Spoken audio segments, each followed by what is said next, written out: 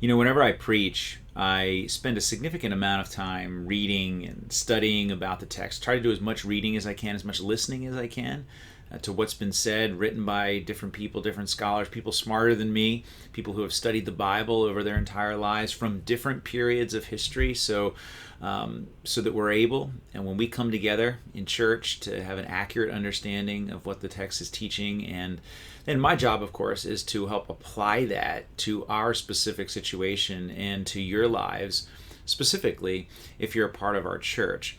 But one of the frustrating things is that oftentimes I learn really interesting things that we don't have time to talk about, or I don't have time to share in the sermon on Sunday. And that's fine, and that's good, actually. You don't want me sharing everything that I've read or learned about a particular text. And yet there's sometimes where it might be useful to have that in a different forum. So I'm going to do this little series called Left on the Desk. And occasionally I'll just pop in with information or things that I've learned in the context of studying for a particular sermon that gets left here on the desk and doesn't make it to the pulpit. So this past week we looked at the parable of the 10 minas in Luke chapter 19, and of course in the story what you had was a nobleman who went away to receive a kingdom and then return home. And he left servants in charge while he was gone, and there were people who rebelled against him while he was gone. And of course, Jesus was making the point, the much larger point, about what it looks like, or what it ought to look like for the Christian to follow him and to invest the gospel while he's gone, and during the period between when he came the first time and the period when the time when he will return and bring his kingdom to full fruition. But one of the things that you see when you look at this story and the context for him telling it is what a masterful storyteller Jesus is. Now, all Jesus's stories are good stories. They contain all the elements that good storytelling contains. You have compelling characters, interesting characters. They're in situations that we can relate to. There's usually a plot twist. You kind of think the story's gone one way, and then all of a sudden it shifts to another way, right? That's good storytelling. But this story, the parable of the 10 minas that we looked at this past Sunday, reveals how deeply Jesus also understood his audience and how he crafted his teaching to connect even with local history and with current events, even as he was making much larger points, right? This is what I mean. For example, when the Romans conquered a land and they put that land's people under their control, the emperor would often appoint a local leader to govern local affairs, a regional leader. But that person was still subject, of course, to the Roman Empire, right? Think of Pontius Pilate, the Roman governor. He was the one in the land who still had ultimate control, and yet folks like King Herod were allowed a certain degree of local control within a jurisdiction, ultimately subject to Rome, but still with a degree of authority. Now, what's interesting is a local leader under the authority of the Romans would be able to decide things and to rule, but they would only be allowed to have the title of king if it were specifically granted to them by a formal request, usually made in person by that leader.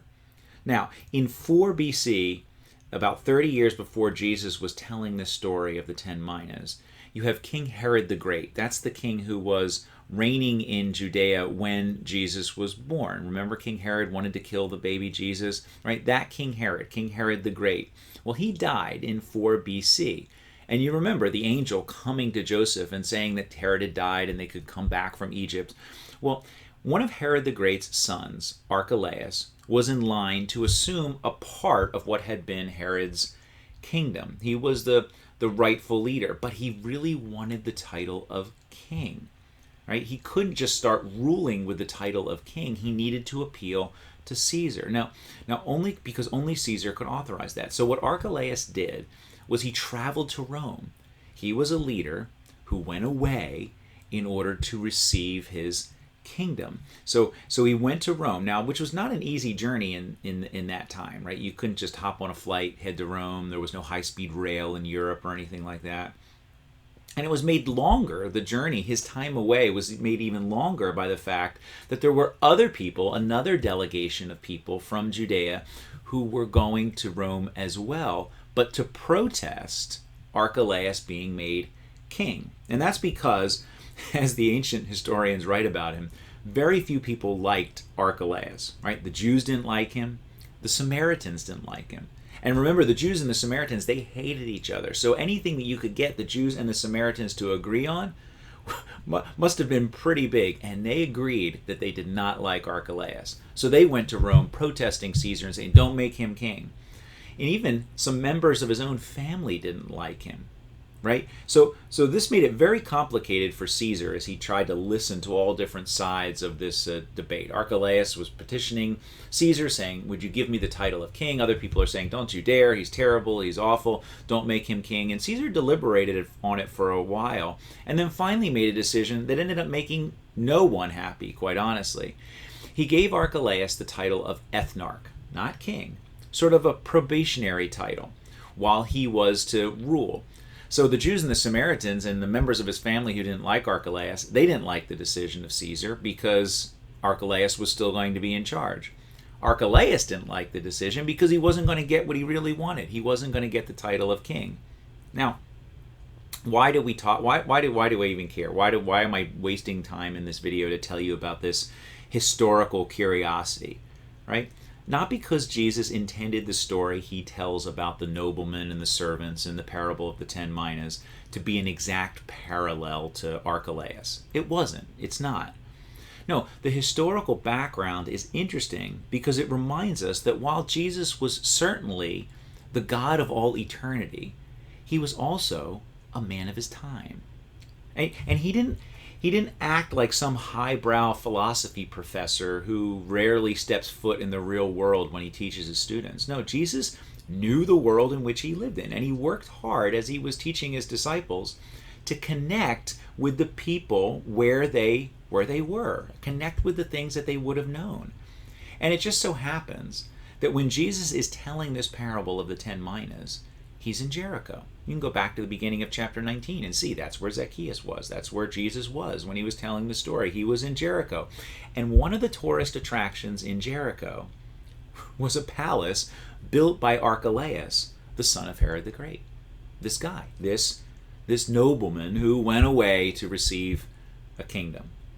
And some of the people, actually, that Jesus was telling the story in the presence of, might have been alive when Archelaus was king or was ruling and had lived there, but they all would have heard about him. He was infamous.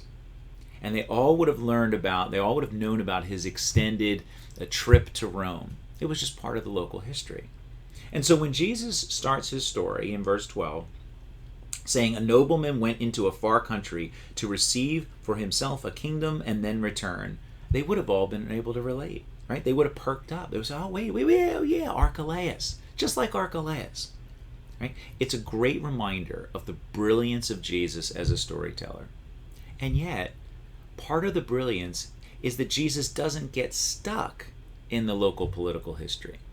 Right? It's all fine and good. And maybe Jesus even had opinions about the reign of Archelaus. It didn't actually last very long. Right? He was exiled. Everybody realized soon that he was a terrible king, and the Romans wouldn't stand for it. And they removed him from office and they exiled him. Right? And Jesus might have had opinions about that whole affair, and he might have had opinions about the current King Herod who was reigning, or how the system of Roman occupation was set up, and all of that. I'm sure he had opinions about all of these things. And he obviously knows about them. And that's where he starts. That's the context for his story. He's connecting intentionally with his audience that way. But the subject of Jesus' teaching and where he wants to go with it is about something much larger. The parable of the 10 minas is about something much bigger than just local political history. As interesting as that might have been, and as true as it might be that Jesus would have had opinions about it. No, Jesus was teaching about a much different kingdom than Judea, a much different empire than Rome, and a much different king than Archelaus. That's what was left on the desk. Have a great day.